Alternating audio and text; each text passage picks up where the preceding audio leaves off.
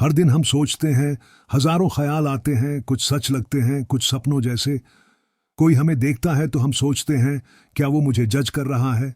कोई कुछ कहता है और हम रात भर उसे सोचते रहते हैं। लेकिन क्या आपने कभी खुद से ये सवाल पूछा है, मैं जो सोचता हूं, क्या वो वाकई मेरी अपनी सोच है? क्यों डर लगता है? क्यों किसी के सामने बोल नहीं पाते? क्यों खुद को बार बार साबित करने की जरूरत महसूस होती है? और सबसे बड़ा सवाल, क्या मैं खुद को सच में जानता हूं? दोस्तों, ये कोई आम किताब की समरी नहीं है। ये एक दिमाग के रहस्यों में उतरने वाली यात्रा है, जहां आप अपने अंदर छुपे हुए डर, आदतें, भावनाएं और सोचने के ढंग को समझना सीखेंगे। ये यात्रा है आपके सबकॉन्शियस माइंड, आपके बिहेवियर पैटर्न्स और उस छुपे हुए मैं की, जिसे आज तक शायद आपने कभी देखा ही नहीं। अगर आपने इसे अंत तक सुना, तो आप खुद से कहेंगे, अब मैं खुद को समझ गया हूं। और तभी शुरू होगी असली आजादी, दिमाग की, सोच की और जिंदगी की। तो चलिए, करते हैं इस अद्भुत यात्रा की शुरुआत। ह्यूमन साइकोलॉजी, एक गहराई से भरी कहानी जो आपका नजरिया बदल देगी। मन की पहली परत, दिमाग के रहस्य की शुरुआत। कभी कभी हम खुद से पूछते हैं, मैं ऐसा क्यों सोचता हूं? क्यों मुझे गुस्सा आता है? क्यों कोई बात दिल पर लग जाती है? इन सवालों के जवाब हमें सीधे नहीं मिलते। लेकिन अगर आप अपने ही दिमाग के अंदर झांक सकें, तो शायद आपको एक भूल भुलैया दिखे, जिसमें हर मोड़ पर कोई राज छुपा हो।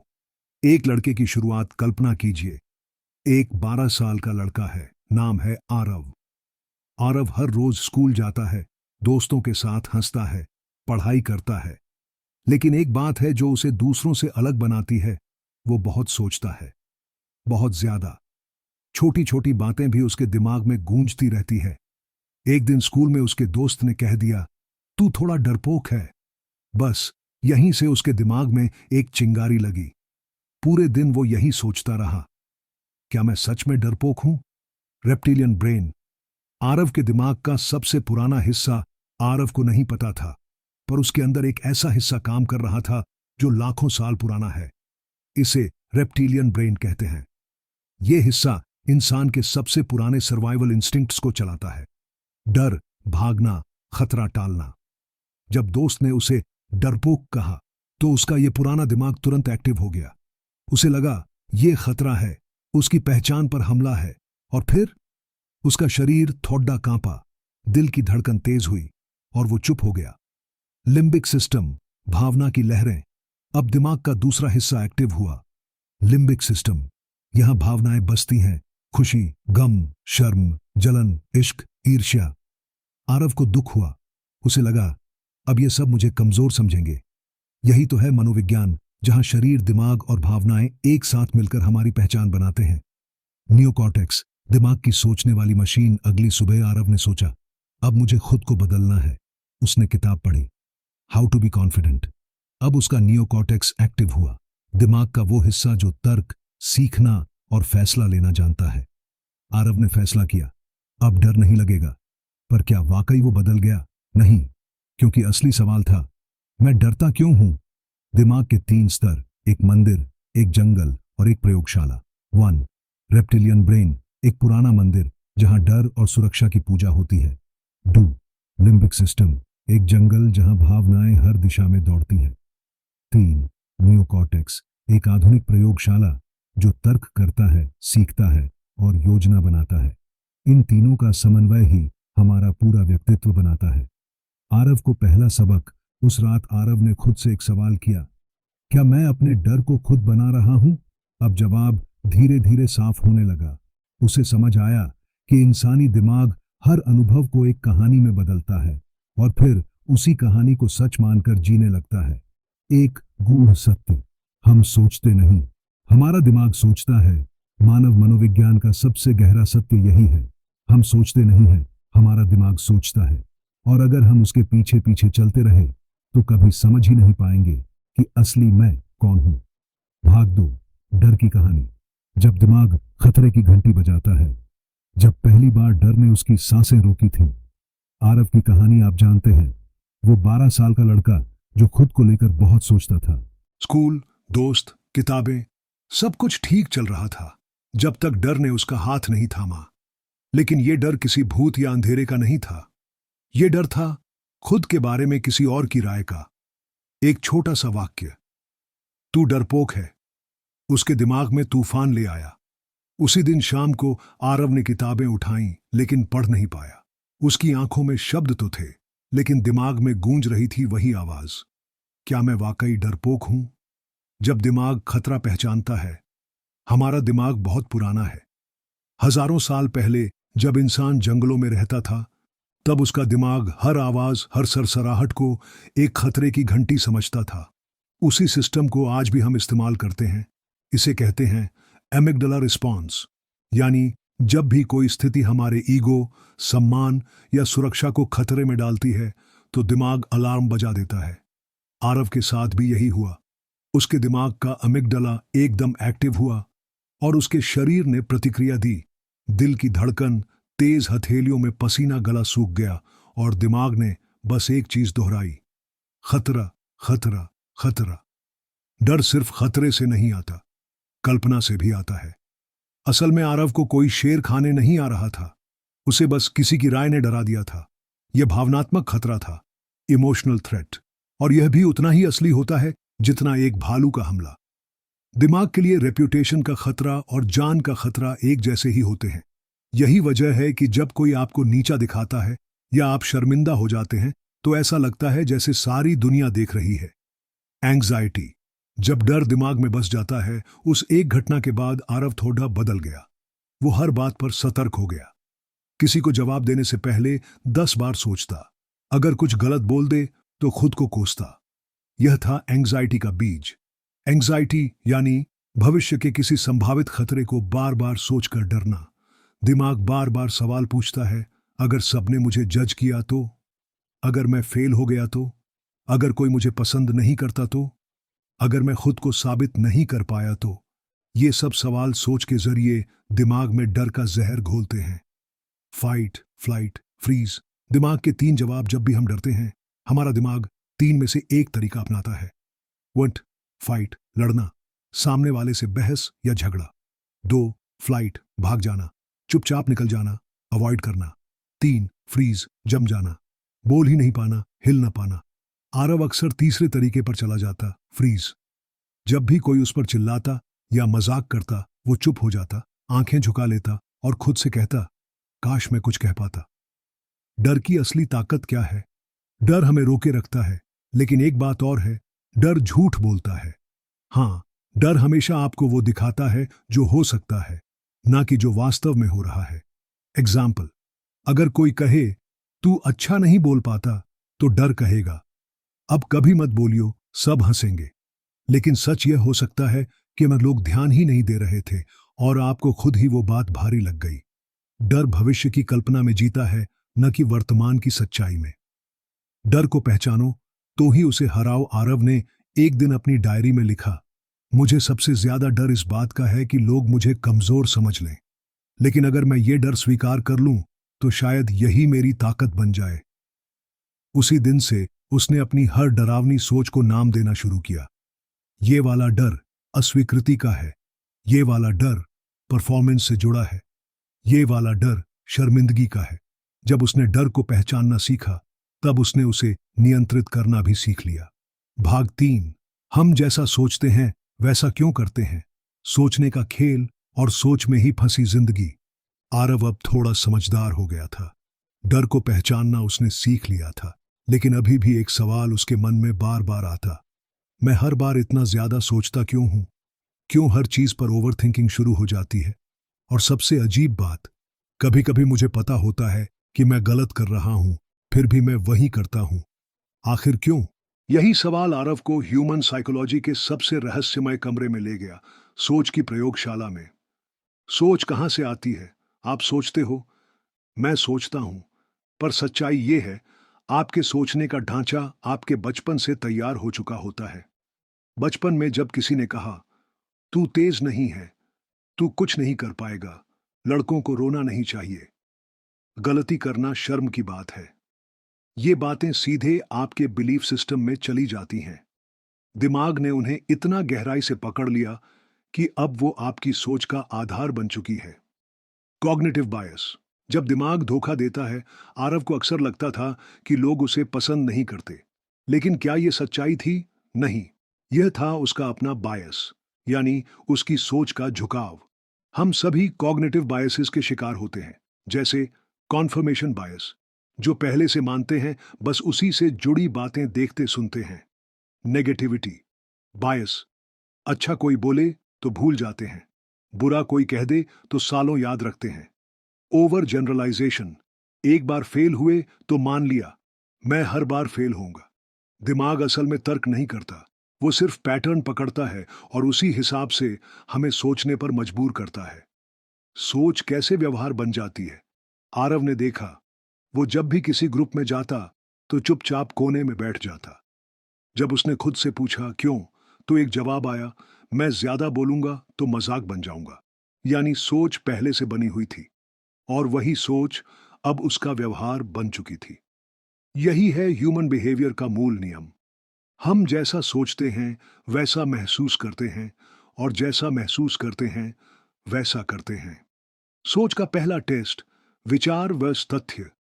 आरव ने एक दिन अपनी डायरी खोली और लिखा, मुझे लगता है मैं अच्छा नहीं बोल पाता।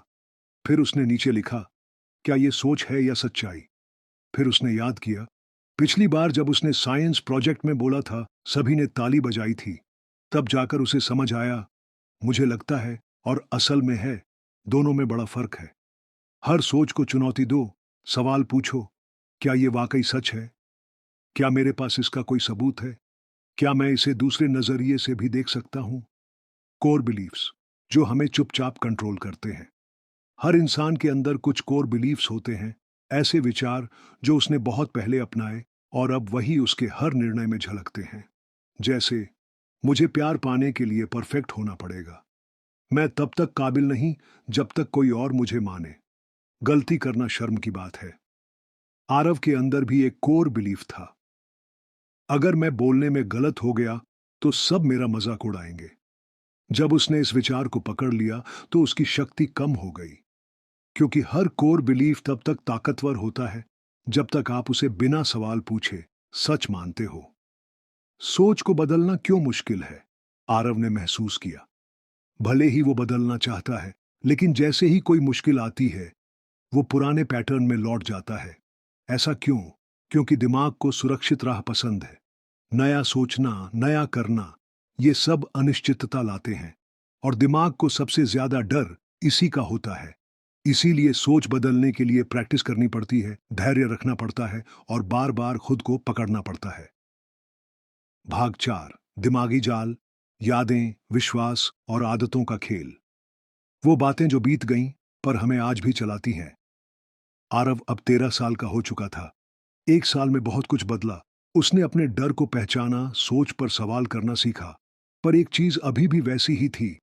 हर बार जब वो किसी नए ग्रुप में जाता या कोई नया काम हाथ में लेता, तो उसे अंदर ही अंदर एक खींचतान महसूस होती, जैसे कोई अदृश्य डोरियां उसे पीछे खींच रही हों। वो चाहता था आगे बढ़ना, पर कुछ था जो हर बार उसे रोक देता था। और फिर एक दिन उसने खुद से पूछा, क्या वो बातें जो मेरे साथ बीत चुकी हैं अब भी मुझे कंट्रोल कर रही हैं? यादें मिटती नहीं, बस चुपचाप असर करती है।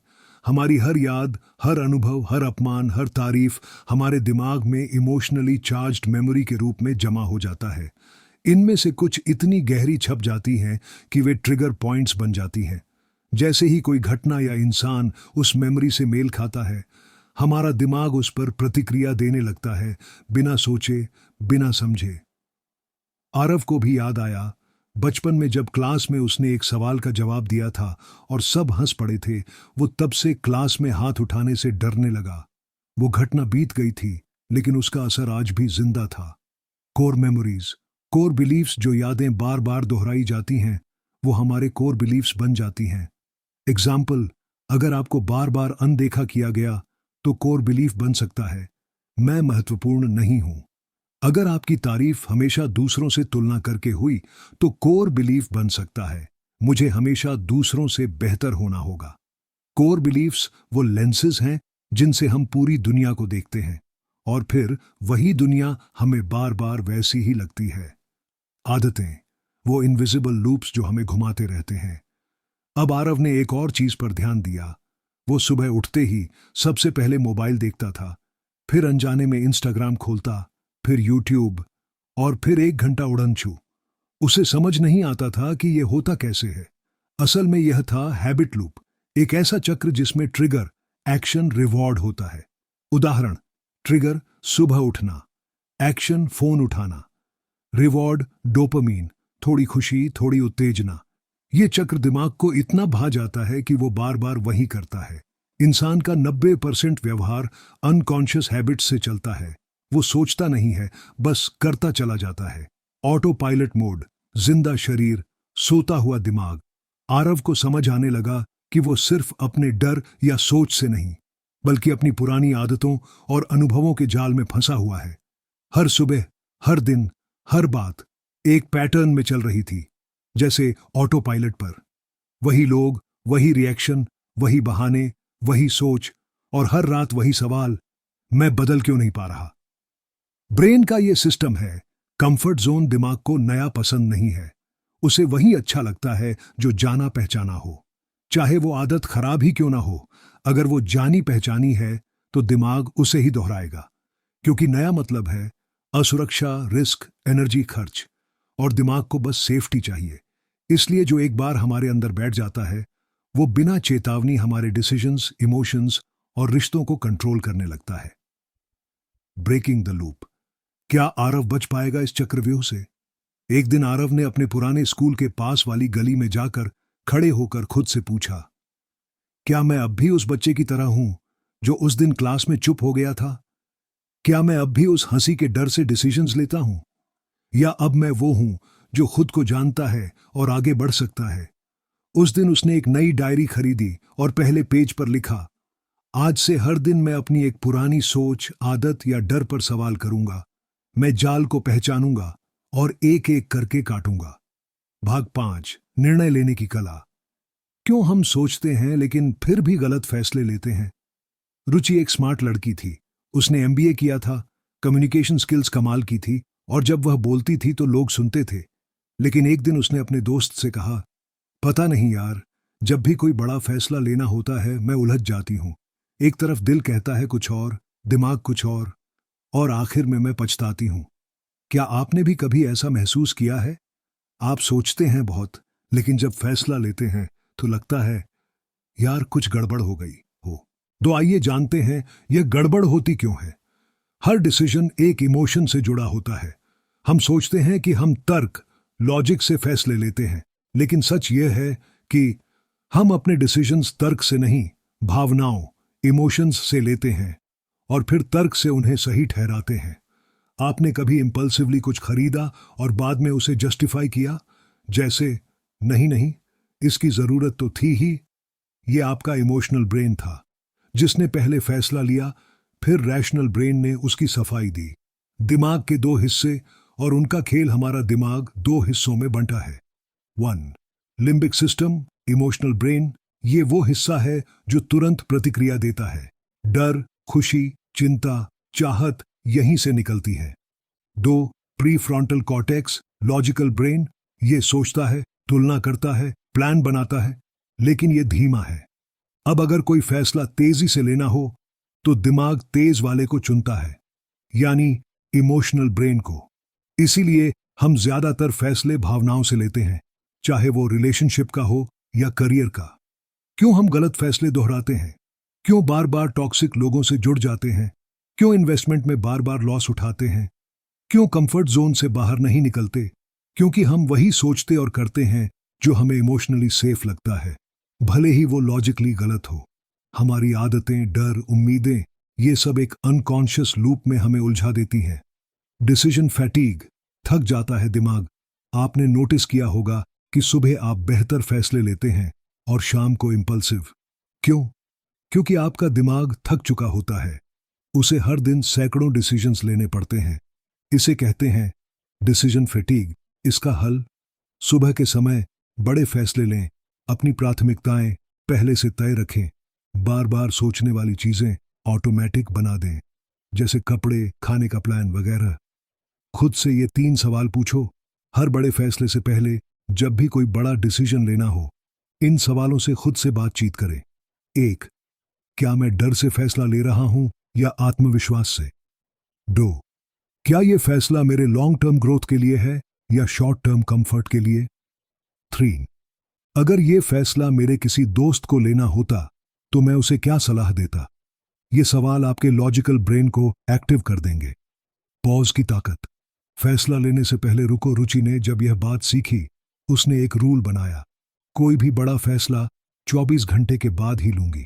वो सोचती, खुद से बात करती, इमोशन को शांत होने देती और तब फैसला लेती। नतीजा, उसकी जिंदगी में क्लैरिटी आ गई।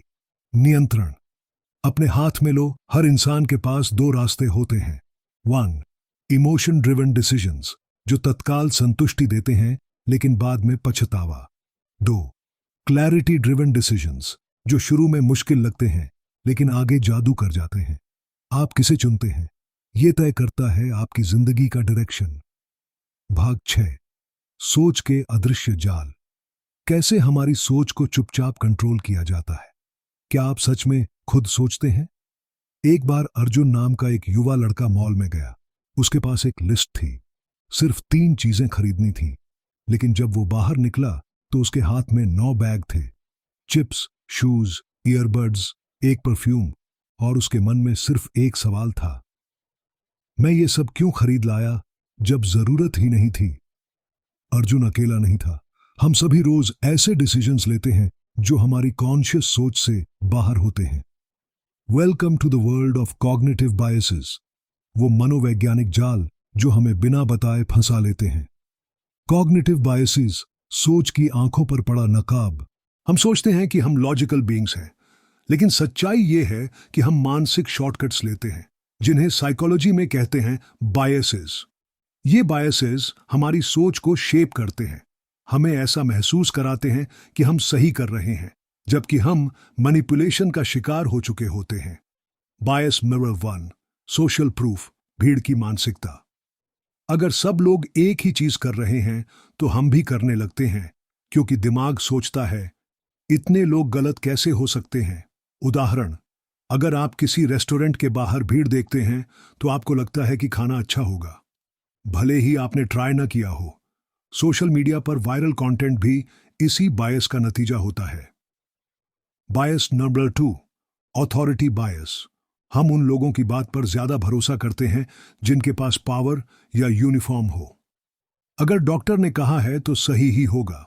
उदाहरण, एक ऐड में जब कोई एक्टर लैब कोट पहनकर प्रोडक्ट की तारीफ करता है तो हम उस पर ज्यादा भरोसा करते हैं।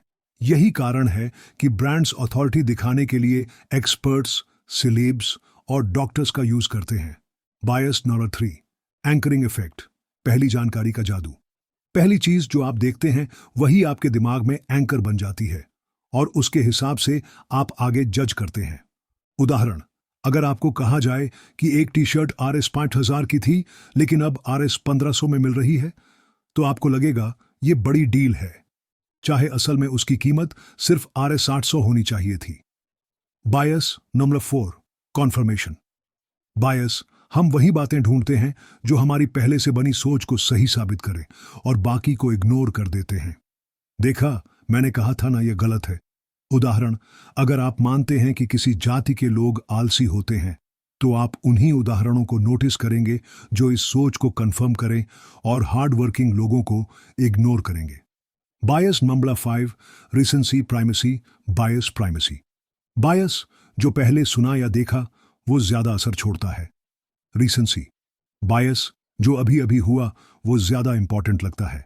उदाहरण, किसी स्पीच की शुरुआत और अंत ज्यादा याद रहती है। इंटरव्यू में पहले या आखिरी कैंडिडेट को ज्यादा चांस मिलता है। बायस नंबर 6, नेगेटिविटी बायस। हमारे दिमाग को बुरी चीजें जल्दी पकड़ में आती हैं और अच्छा भूल जाता है।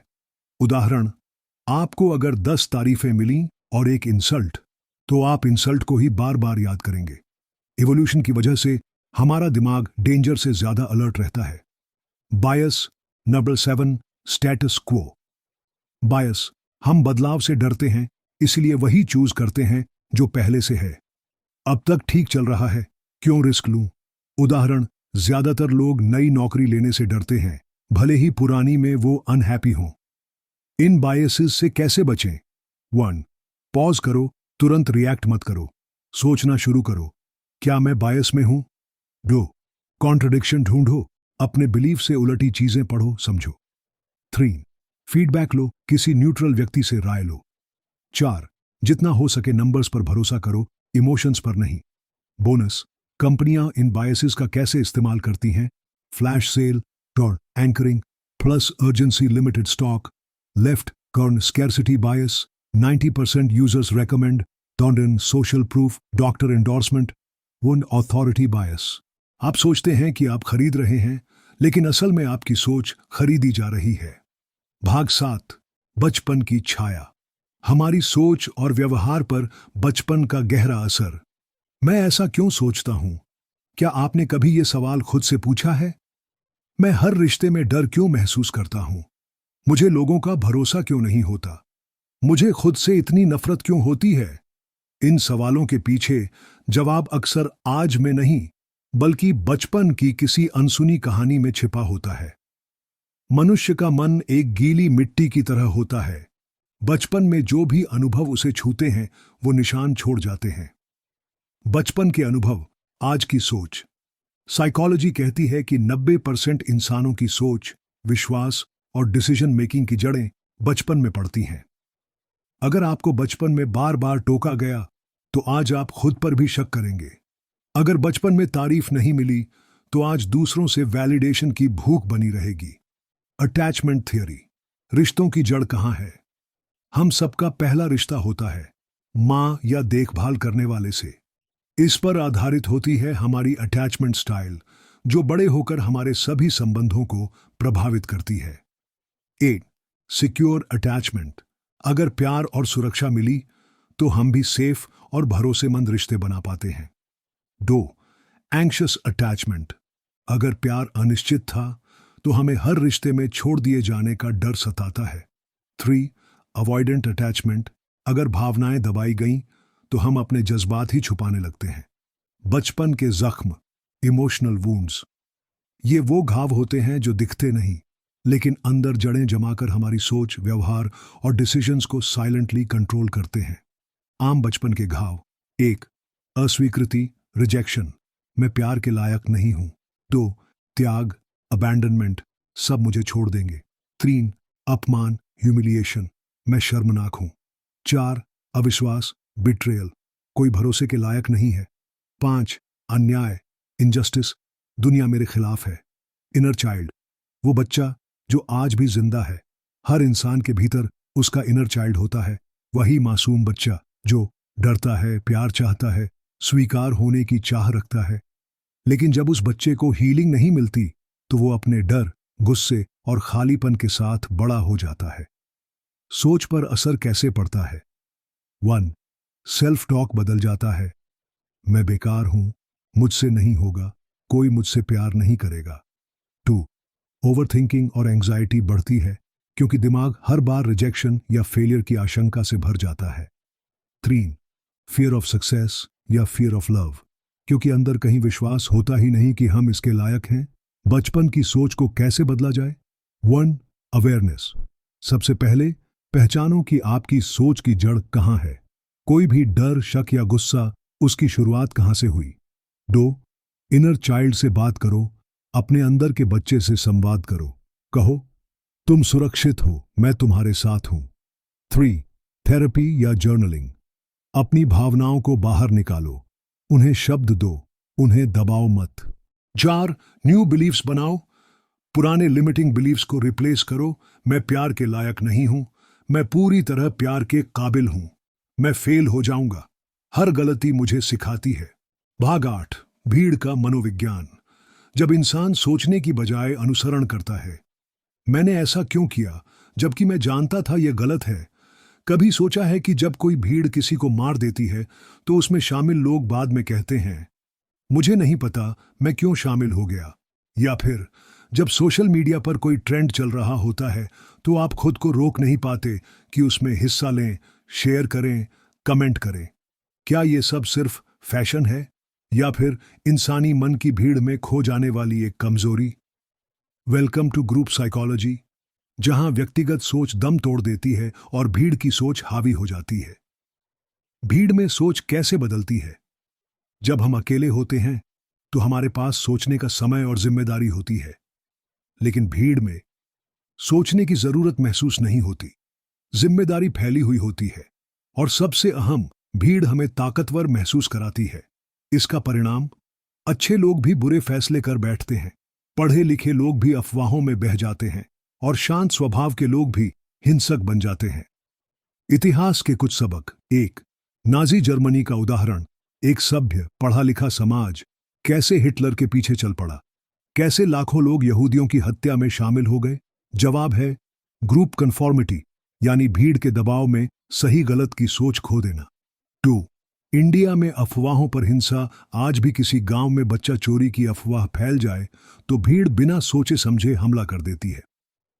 डी इंडिविजुएशन, जब मैं खो जाता है, साइकोलॉजिस्ट्स कहते हैं कि भीड़ में व्यक्ति की पहचान कमजोर हो जाती है, उसकी जिम्मेदारी भीड़ में घुल जाती है और उसका विवेक दब जाता है। इस प्रोसेस को कहते हैं डी इंडिविजुएशन। मतलब, मैं कोई जिम्मेदार व्यक्ति नहीं, सिर्फ इस भीड़ का हिस्सा हूं। Social experiments.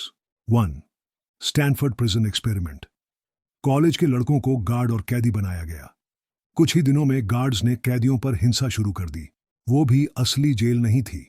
यह एक्सपेरिमेंट दिखाता है कि भूमिका, रोल और समूह, ग्रुप, कैसे किसी इंसान की सोच को पूरी तरह बदल सकते हैं।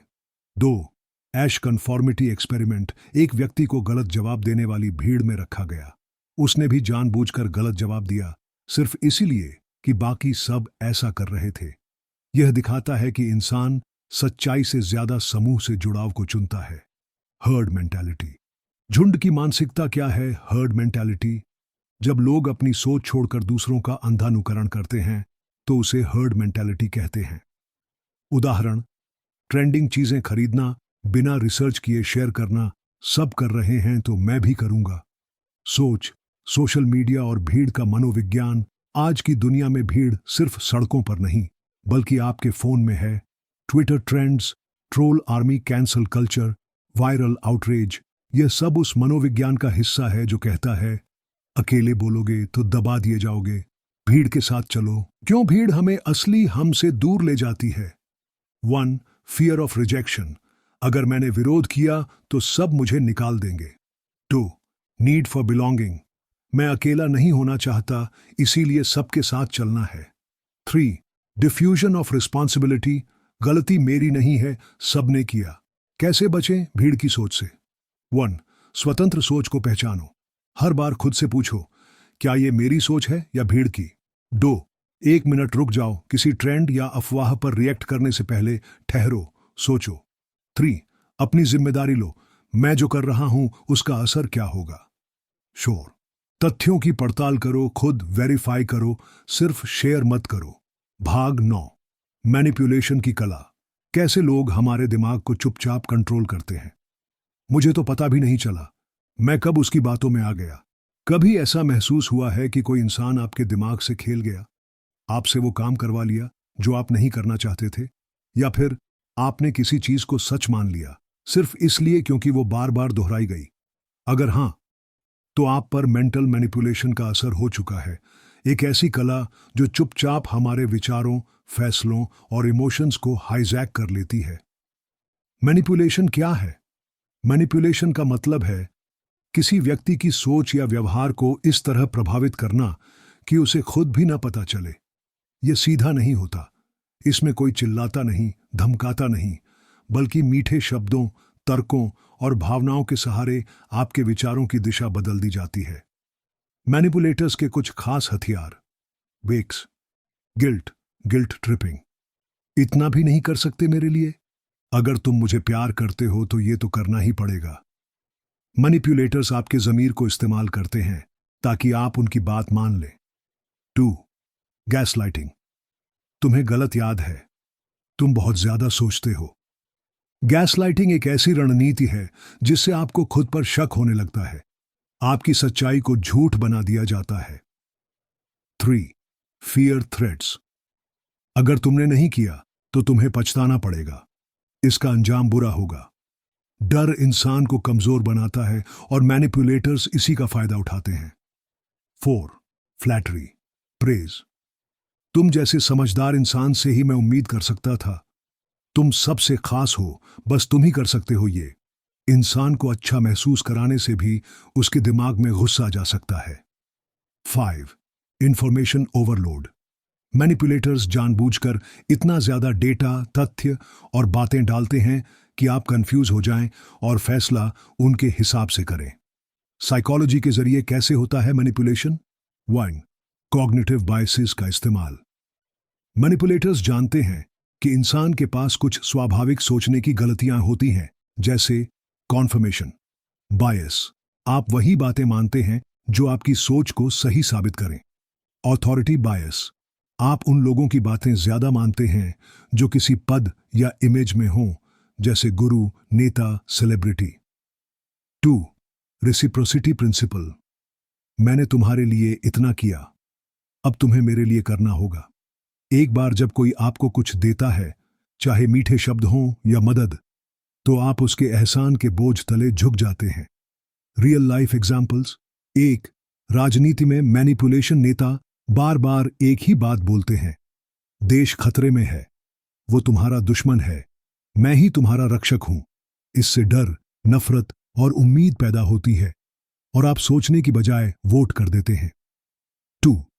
मार्केटिंग में manipulation, limited offer, last 2 items left, 8000 लोगों ने अभी अभी खरीदा।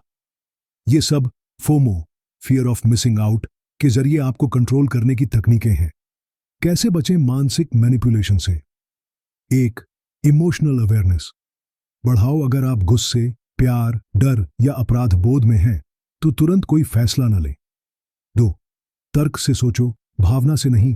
हर बार खुद से पूछो, क्या मैं वाकई खुद ये चाहता हूं या कोई मुझे महसूस करवा रहा है? 3. सोर्सेस को चेक करो, इंफॉर्मेशन के पीछे का मकसद समझो। कौन मुझे ये बता रहा है, क्यों बता रहा है, इसका फायदा किसे है? 4. नो कहने की आदत डालो, हर मीठी बात का मतलब सही इरादा नहीं होता। 5.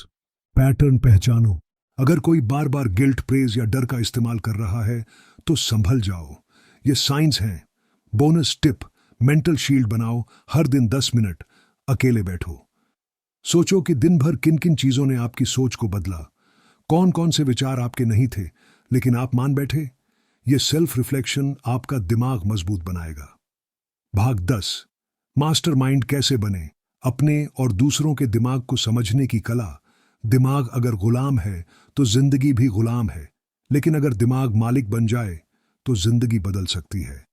अब तक हमने इंसानी दिमाग की कमजोरी, भावनाएं, बायसेस, मैनिपुलेशन सब कुछ जाना, लेकिन अब बारी है मास्टरी की। मास्टरमाइंड बनना मतलब सिर्फ दूसरों को कंट्रोल करना नहीं, बल्कि खुद के दिमाग को गहराई से समझना और फिर उसे नेतृत्व देना। मास्टरमाइंड बनने के 5 सुनहरे सिद्धांत। 1. सेल्फ अवेयरनेस, आत्म जागरूकता। मास्टरी की पहली सीढ़ी यही है। हर बार जब कोई भावना उठे, गुस्सा, डर, ईर्ष्या, मोह, लालच, तो तुरंत खुद से पूछो, ये भावना आई क्यों? इसका जड़ कहां है? क्या मैं इसे कंट्रोल कर सकता हूं? जब आप अपनी भावनाओं को पहचान लेते हैं, तब आप उन पर हावी हो जाते हैं। 2. माइंड ऑब्जर्वेशन, सोच को दूर से देखना।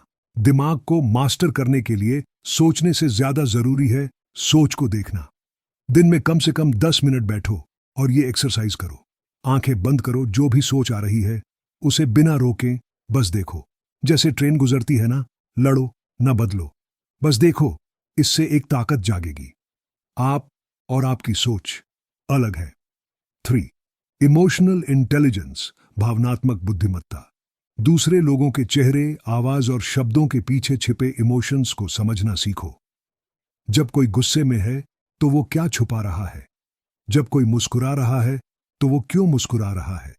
मास्टरमाइंड वो होता है जो लोगों को उनके शब्दों से नहीं, भावनाओं से पढ़ता है। 4. Influence versus manipulation. मैनिपुलेशन छल है, इन्फ्लुएंस कला है। अगर आप मास्टरमाइंड हो तो आप लोगों को जबरदस्ती नहीं बदलते, बल्कि आप उन्हें इंस्पायर करते हो। उदाहरण, तुम ऐसा करो वरना पछताओगे। मैनिपुलेशन। वीएस, अगर तुम ऐसा करोगे तो तुम्हारा आत्मविश्वास और बढ़ेगा। इन्फ्लुएंस, मास्टरमाइंड बनो, जबरदस्ती नहीं, समझदारी से बात करो। 5. Decision making clarity. मास्टरमाइंड वही होता है जो अपने हर फैसले को 2 स्तरों पर जांचता है। 1. इमोशन, क्या ये दिल कहता है? 2. लॉजिक, क्या ये दिमाग कहता है? जब दोनों हां कहें तभी फैसला लो, वरना रुको, सोचो और फिर चुनो। Bonus, skill, pattern recognition. हर इंसान, हर सिचुएशन, हर प्रॉब्लम में कुछ न कुछ पैटर्न होता है। मास्टरमाइंड वो होता है जो इन्हें जल्दी पकड़ लेता है। लोग कब झूठ बोलते हैं, कौन सी बात कब बार बार दोहराई जा रही है, किस इमोशन का कौन सा ट्रिगर है। ये पावर आपको दूसरों से कई कदम आगे खड़ा कर देती है। Real life application. 1. Mindful conversation. जब कोई बोले तो बीच में मत काटो। हर शब्द, हाव भाव और टोन को अब्जॉर्ब करो। रिजल्ट, आपका जवाब दिल को छूने वाला होगा और आप प्रभाव छोड़ोगे। 2. Reframe technique. हर समस्या को नया फ्रेम दो। मुझे नौकरी से निकाल दिया गया, अब मेरे पास खुद को साबित करने का मौका है। मास्टरमाइंड वही होता है जो दुख को भी शक्ति बना ले। 3. मेंटल टूल बॉक्स बनाओ। कुछ सवाल हमेशा साथ रखो। अभी मैं क्या महसूस कर रहा हूं? मैं इस भावना को कहां से सीख कर लाया? क्या इसका कोई और पॉजिटिव मतलब हो सकता है? मास्टरमाइंड कोई सुपर पावर नहीं, बल्कि ये अभ्यास, जागरूकता और इमोशनल कंट्रोल से आती है। अगर आप अपने दिमाग की सोच को पकड़ पा रहे हो, दूसरों की भावना को समझ पा रहे हो और सही फैसले इमोशन प्लस लॉजिक के बीच संतुलन से ले पा रहे हो, तो आप इंसानी साइकोलॉजी के गेम में खिलाड़ी नहीं, मास्टर हो। दिमाग को बस समझो, फिर वो तुम्हें वो सब कुछ देगा जिसकी तुमने कभी कल्पना भी नहीं की थी।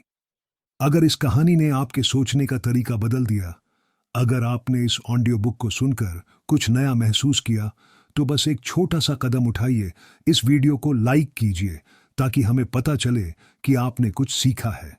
सब्सक्राइब कीजिए क्योंकि आगे और भी गहराई में जाने वाले हैं, और इस वीडियो को शेयर कीजिए उस दोस्त के साथ जिसे शायद अभी अपने दिमाग को समझने की सबसे ज्यादा जरूरत है।